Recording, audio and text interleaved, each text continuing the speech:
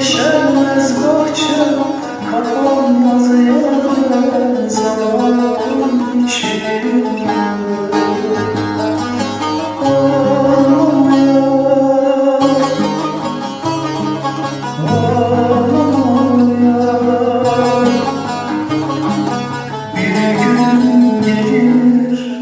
Hasret biter, döneceğim ağlamaya.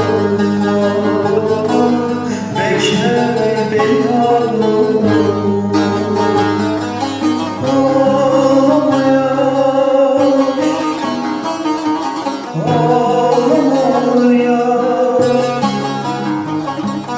Bir gün gelir, bu hasret biter, döneceğim ağlamaya. Bekle beni ağlama.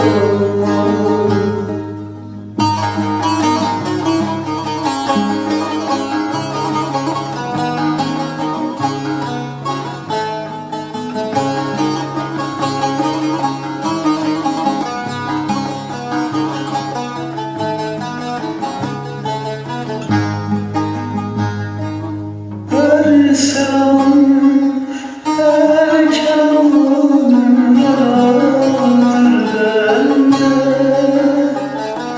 Son bir kere görseydim son nefesimde. Sen de git yar, sen de bırak, sen de unut beni.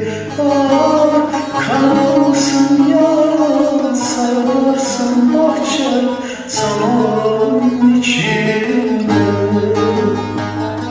Sen de git yar, sen de bırak, sen de unut beni. Kanarsın yar, sararsın bahçe zaman içinde.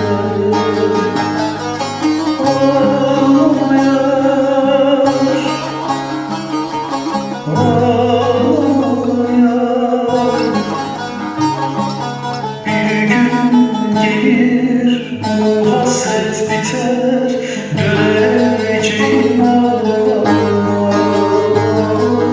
Bekle beni